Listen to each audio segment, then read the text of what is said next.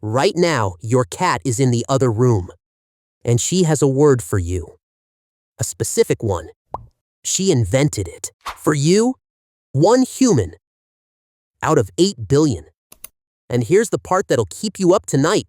You don't even know you're speaking it back to her, but you are. You've been fluent your whole life.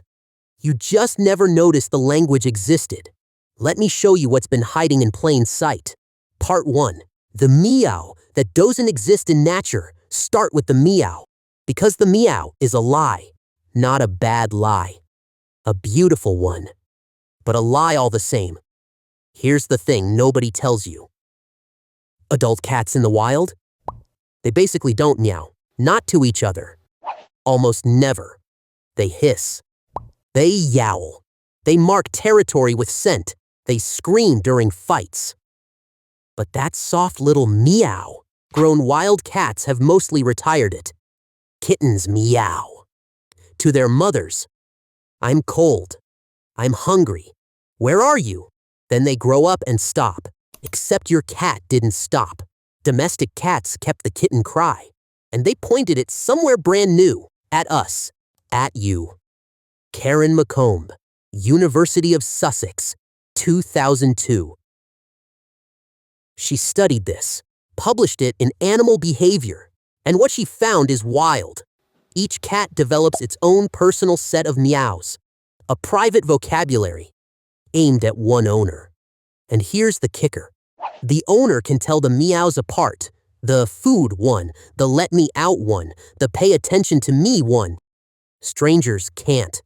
Play the recordings to someone else. They hear noise. You hear sentences. Your cat didn't learn a language. She built one, with an audience of one, and it gets sneakier. McComb found something called the Solicitation Purr.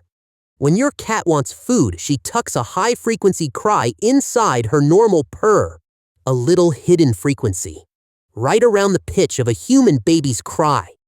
You can't fully hear it, but your brain can. It pricks something ancient in you, a must-respond reflex. She's not just asking, she's hacking you, and it works every single time. Part 2. The puppy dog eyes. Now look at your dog. Specifically, look at the eyebrows, because something happened up there. Something that took 33,000 years. You know the look.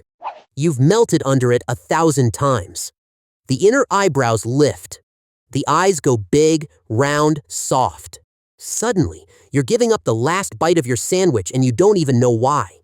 That look has a name. Burrows and her team published it in PNAS, 2019. The muscle is called the levator anguli oculi medialis. The LMA. It's a tiny muscle that lifts the inner corner of the eyebrow, makes the eyes look bigger, more infant-like. More. And this is the word the researchers use. More appealing. Here's the staggering part. Wolves don't have it. The team dissected wolves and dogs side by side. In dogs, the muscle is there, well-formed, ready. In wolves, it's barely a wisp of tissue. Sometimes, nothing at all. Think about what that means. Somewhere across 33,000 years of living beside us, dogs grew a muscle. In their face. For one purpose, to talk to us without a sound. Evolution doesn't waste effort. It doesn't build a muscle for nothing. That muscle exists because dogs who could make that face got fed, got kept, got loved, got to have puppies. We bred that face by choosing it over and over for longer than written history. Your dog's saddest, sweetest look isn't manipulation. It's the result of an ancient agreement between two species, written slowly into the bones of a face. Part 3. The gesture only dogs understand. Try something. Point at something across the room. Your dog will probably look where you're pointing. Tiny thing, right? Boring? Even. Except it's one of the strangest skills in the animal kingdom. Hare at Duke University spent years on this, because pointing is harder than it looks. To follow a point, you have to understand that another creature has a mind, that they're trying to direct your attention, that the finger isn't the thing, The finger is about a thing. Human babies get this around age 1. And almost nothing else in nature does. Chimpanzees, our closest relatives, brilliant problem solvers, terrible at pointing. They just stare at your hand. Wolves raised by humans from birth, they fail too. But dogs nail it. Even puppies who've barely met a person. It comes pre-installed. This is a cross-species communication channel built right into the dog. They didn't learn to read us in puppy school. They were born already reading us. Chimps are smarter. Wolves are closer kin. But your dog understands one thing neither of them can. You. Part 4. The voice they remember. Step outside now. To the barn. To the horse. Horses don't meow at you. They don't do the eyebrow thing. They seem distant, big and quiet and unreadable. Don't be fooled. They're listening. And they remember. Charlotte LeDuff's work in equine science found that horses distinguish familiar human voices from strangers. Your voice out of a crowd. They know it, but here's the part that stops you cold. A horse remembers how you treated it. Through your voice. 6 months later, the person who was gentle, the person who was harsh. The horse files it away, tied to the sound of you, and holds it for half a year. That's not instinct. That's memory. Personal memory. A horse keeping a record. Of you. Specifically. So the next time a horse goes still when a certain person walks up, it's not nervous. It's remembering. It read the room 6 months ago and never forgot the voice. Part 5. The yawn that crosses species one more. The smallest one, and maybe the most tender. Yawn near your dog. Go ahead. Big, slow, obvious yawn. There's a decent chance your dog yawns too. Contagious yawning. You catch them from people you care about. It travels easier between friends than strangers. It's a low, quiet form of empathy. Emotional contagion. Your state leaking gently into someone else. And dogs catch it from us. Across the whole species line.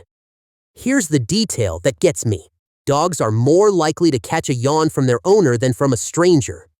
So it's not just reflex. It's tuned. Tuned to you. The person they care about most pulls the yawn out of them easiest. A yawn is a tiny thing. But it means your dog's nervous system is quietly synced to yours. Feeling along with you. All day, without a single word. Conclusion, so go back and look at them. All of them. Your cat invented a word for you, a sound that doesn't exist in the wild, and aimed it at exactly one person on Earth. Your dog grew a muscle in its face over 33,000 years just to tell you how it feels. And was born already knowing how to read your hand. The horse in the field is keeping a record of your voice, holding your kindness or your harshness for months. And your dog yawns when you yawn, because somewhere down deep, its body is keeping time with yours. Every animal around you built a bridge, a sound, a face, a gesture, a memory. Each one made specifically, painstakingly, for communication with you. They don't speak your language. They never could. So they did something braver. They built their own, on your frequency, tuned to one human. And the most beautiful part, you never noticed the language existed. But you've been speaking it back fluently your whole life. Now go say something to them. They'll understand.